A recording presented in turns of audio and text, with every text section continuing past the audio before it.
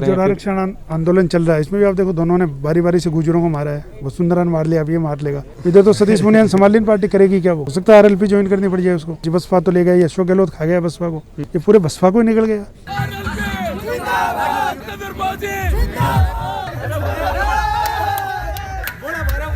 सगला बहना राम राम मोहन थारो देसी पत्रकार रवि झलको जुन्नू चैनल पर थारो बहुत बहुत स्वागत है। ग्राम पंचायतों का सरपंचा का चुनाव का बाद में अभी जो आपने पंचायत समिति सदस्य और जिला परिषद सदस्य का जो चुनाव होना ही बिकले जो माहौल बनना है वो अभी स्टार्ट हो चुके हैं। राजस्थान में जो मुख्य रूप जो आप पार्टी की बात करें तो कांग्रेस और बीजेपी के बाद में अब जो तीसरा मोर्चा जो और बन रहे है आरएलपी।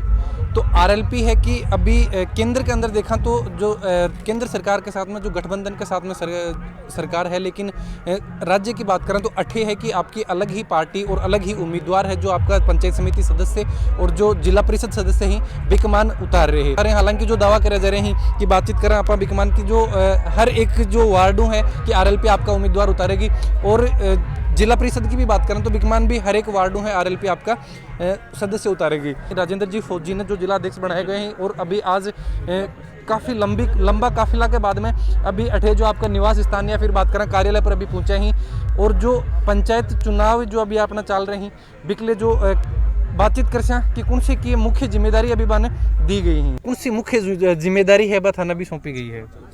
देखो जिम्मेदारी, मैं आरएलपी पार्टी में जब हमने पहली बार गुड्ढा के अंदर एक किसान ने आत्महत्या कर ली थी कर्जे से, तो उस टाइम हम उसकी डेड बॉडी लेके 3 दिन बैठे थे।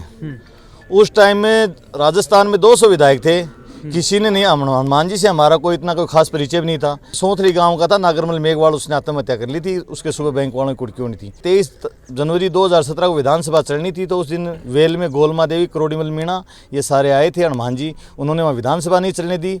तो वहाँ सरकार को झक मार के यहाँ पर उस किसान का जो बैंक का कर्जा था 10 लाख वो माफ़ करना पड़ा। उसके बेटी को जो औरत थी उसको आंगनबाड़ी में नौकरी लगानी पड़ी, और तो पहली बार मुआवजा मिला। तब से मैं हनुमान जी के साथ जुड़ा हूँ। तब से मैंने किसानों में फ्री बिजली का मुद्दा यहाँ झुंझुनू में चला था, फिर हनुमान जी की भी यहाँ काफ़ी मीटिंग हुई, टोल टैक्स, हम हनुमान जी के साथ जुड़े रहे। आज हनुमान जी बेनीवाल ने मुझे जिले की जिम्मेवारी दी है जी। तो मैं जो हनुमान जी बेनीवाल, जो मेरी ये टीम जो ये चाह रही है, जिनको मेरे पे जो आशा है, मैं ये मानता हूँ कि आशा पे मैं खरा उतरने की कोशिश करूँगा। और यहाँ एक मजबूत स्तंभ जो किसान की आवाज़ उठाने वाला झुंझुनू में अभी आरएलपी बनेगी। क्योंकि आज कांग्रेस बीजेपी दोनों, अभी कोरोना काल लोगों के लिए कोरोना काल है, लेकिन 100 200 विधायक बैठे हैं, उनके मतलब उनका फिर खर्चा हो रहा, वहाँ कोरोना नहीं है। और अगर एक आदमी यहाँ अगर किसी मतलब ये मान लो आज छोटे मोटे कार्यक्रमों में जो ऐसे मान लो ब्याह शादी का सीजन ही मान लो, ब्याह शादी में अगर कोई गरीब आदमी जिसके खेत है 20 बीघा, उस 20 बीघा में अगर वो 500 आदमियों को खाना खिलाना चाह रहा है, क्या दिक्कत? वहाँ कहाँ कोरोना फैल रहा है?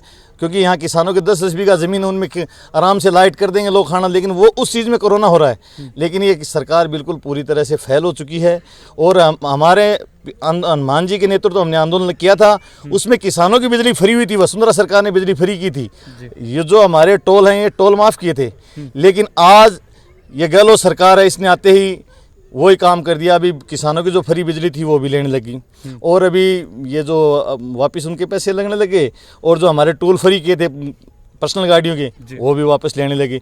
तो अभी हनुमान जी बेनीवाल ने पूरे राजस्थान के अंदर आज 4 का किया है, पहले 11 का किया था। तो हम 30 जिलों में संगठन मजबूत करके, और हम कांग्रेस बीजेपी से अब लड़ने का काम ये आरएलपी करेगी। और आने अभी जनता, क्योंकि आज मैं तो ये मानता हूँ कि हमारे जो सुप्रीमो है वो बहुत बड़े भाग्यशाली, लड़ाका ही नहीं है, बहुत बड़े भाग्यशाली भी है। क्योंकि 70 साल के अंदर राजस्थान में पार्टियां तो बहुत बनी हैं। कभी बीडी अग्रवाल ने बनाई, कभी करोड़ीमल मीणा ने बनाई, कभी घनश्याम तिवारी ने बनाई, लेकिन आज हमारे जो हनुमान जी ने 25 दिन पहले पार्टी बनाई थी, तो सौभाग्य से कि 70 साल में पहली राजस्थान की क्षेत्रीय पार्टी है आरएलपी। तो हमारे लिए बड़े गर्व की बात है। हम ये मानते हैं कि हमारे सुप्रीमो और हमारी जो टीम है बहुत भाग्यशाली है। और आज हिंदुस्तान में हर स्टेट में तीसरा विकल्प बन चुका है, और हमारे राजस्थान में बीज अंकुरण होने में 70 साल लगे, लेकिन हम ये मान के चल रहे हैं जल्दी ही राजस्थान में आरएलपी का राज होगा। ये 2023 के चुनाव में बिना आरएलपी तो कोई सरकार बना ही नहीं पाएगा। हम तो ये हमारी ये मान के चलना है, जो हमारे टीम उसमें इतना जोश है कि 23 में हनुमान बेनीवाल सीएम होंगे जी। ये हमारी बातचीत करना देखा आप कि हनुमान बेनीवाल जी जो खुद ही चीज़ न मानने की युवा को साथ बन बहुत ज़्यादा है। तो कई बार क्या हुआ, युवा जोश जोश में होश खो दी ही, तो ऐ तो कोनी की बुजुर्गों को भी आशीर्वाद मिलेगा या को नहीं? देखो आजकल एक बात है, पत्रकार जी ते सारी पूछो, आजकल बुजुर्ग तो टावरा के गेली, हर घर की कहानी देख लो, युवा के पीछे बुजुर्ग हैं, क्योंकि यह 21वीं सदी और 20वीं सदी सागे चाले की जना काम होगो। और आज देखो हनुमान बेनीवाड़ा सर्व समाज की पार्टी बन चुका है, क्योंकि मैं कहना चाह रहा हूँ राजस्थान के अंदर कांग्रेस बीजेपी में कितने 80 के विधायक जीते हैं, आज हमारी आरएलपी पार्टी के 3 विधायक हैं, उसमें 2 80 के विधायक हैं, बाकी को पार्टी में, ये कितनी बड़ी बात है। तो हम लोग जाट मेघवाड़ मुस्लिम मतलब 36 कौम को साथ लेके चलने वाली पार्टी है, और ये किसान और नौजवान के लिए लड़ेगी। आज इस कांग्रेस सरकार ने वादा किया था कि अगर हम सरकार में आए तो कि बेरोजगारों को 3500 रुपये भत्ते देंगे, नौकरी देंगे, लेकिन लेना देना कुछ नहीं है। तो आज ये बीजेपी सरकार काले कानून ला रही है जो किसानों की आय दोगुनी कर रहे थे। कहाँ है दोगुनी? अगर पिछली बार जैसे हम जिस जगह खड़े हैं शेखावाटी जिला है, और यहाँ इस टाइम बाजरे की फसल हो रही है, तो बाजरे के पिछली बार आजकल 1950-2000 में बाजरा बिक रहा था, फिर मोदी जी ने कहा कि मैं डबल करूंगा, तो इस बार 1300 बिक रहा। अब आप देख लो कितना डबल हो रहा है। तो इस चीज़ के लिए आप बात करें तो जो हनुमान जी खुद ही जो मोदी जी को सहयोग कर रहे हैं, देखो वो हमारा गठबंधन था, लेकिन आज हनुमान जी जो ये 3 बिल लाए हैं, क्योंकि पहले देखो देखना तो सबको पड़ता है। अब मोदी जी कह रहे थे किसानों की आय दोगुनी के, लेकिन मोदी जी ये 3 बिल लेके आए हैं। अब सबसे बड़ी बात सोचने वाली है, अभी बीजेपी के सांसद मोदी जी ने गांव-गांव में लगा रखे हैं कि आप जाओ बिल की अच्छाइयाँ बताओ, इस बिल में ये अच्छाइयाँ। मैं आपसे एक बात पूछना चाहता हूँ, आज तक गवर्नमेंट को ऐसी क्या नौबत आई कि ये 3 बिल लाने पड़े? भाई बिना रोए तो माई बोबो कौन दे जी। और आज किसानों की मांग थी स्वामीनाथन रिपोर्ट का लागू करो, स्वामीनाथन के हिसाब से फसलों के उचित दाम दो, एमएसपी लागू करो, ये किसानों की मांग थी।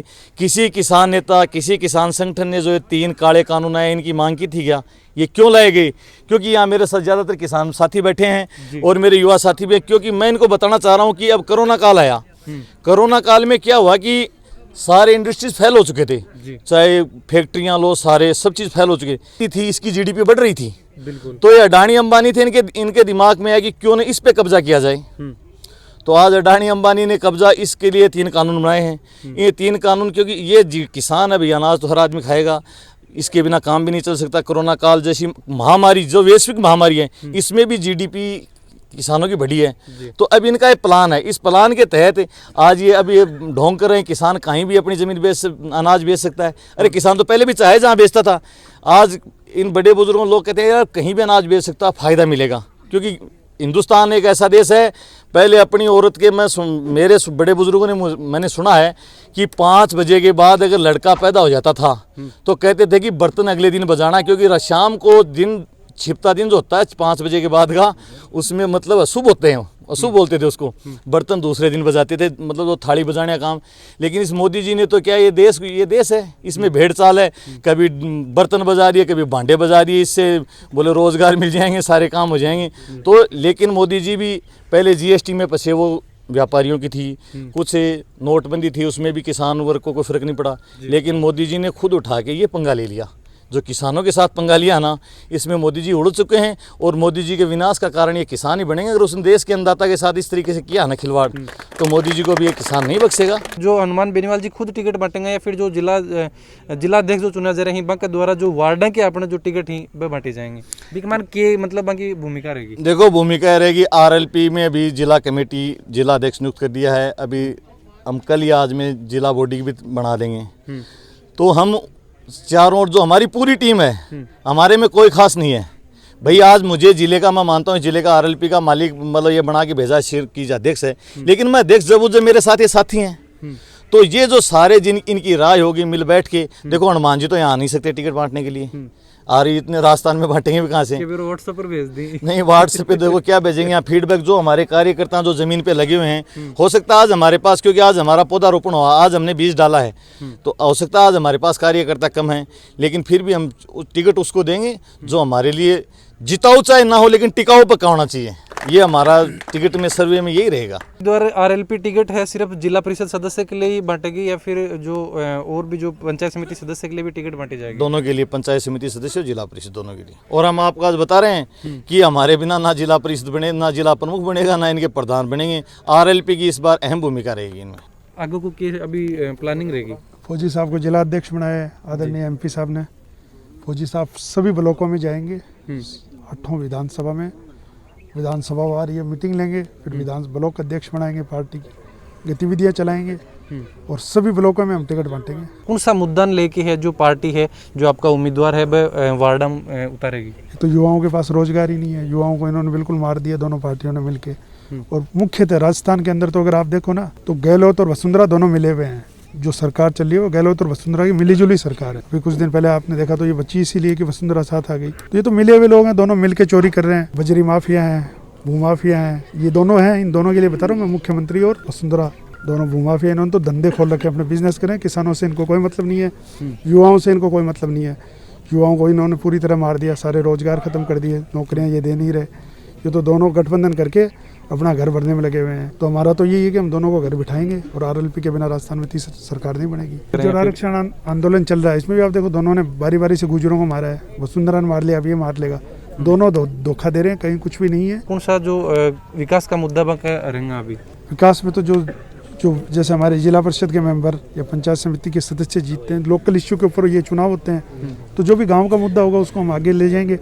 यहाँ से अगर हमारे को ना ही मदद मिलेगी, भाई यहाँ कांग्रेस की सरकार है, कांग्रेस का एमएलए है, तो एमपी साहब से हम उनको करवाएंगे मदद लेके। भाई उनसे फंड लेके एमपी साहब अपना फंड दे सकते हैं और राज्यसभा वाले भी कहीं दे सकते हैं। तो इनको जो हमारे जहाँ हम सक्षम होंगे वहाँ काम करवाएंगे विपक्ष में रहते हुए। अभी तो विपक्ष में रहना पड़ेगा 3 साल, और एक बार राज बन गया तो नौकरियों की लाइन लगा देंगे। कम से कम 20 लाख नौकरियां देंगे राजस्थान में। अभी तो पंचायतों का चुनाव है, पहले तो उस पर फोकस है। पंचायतों के बाद असेंबली पे फोकस करेंगे। इधर पूरी बीजेपी में लड़ाई है, पूरी कांग्रेस में लड़ाई है। इनको जो कि नहीं हो सकता वसुंधरा खुद आरएलपी में आ जाए। इधर तो सतीश पूनिया समालिन पार्टी करेगी क्या? वो हो सकता है आरएलपी ज्वाइन करनी पड़ जाए उसको। जी बसपा तो ले गया, अशोक गहलोत खा गया बसपा को, ये पूरे बसपा को ही निकल गया। कि बीजेपी जो केंद्र में अगर है तो बैठाओ भी दबाव बने तो बीजेपी केंद्र का दबाव मानती नहीं ना। एमपी साहब मानते कहाँ है? पहली बार किसानों की बात आई तो हम अलग हो गए, चुनाव लड़ रहे हैं। पहले तो नहीं हुए अलग।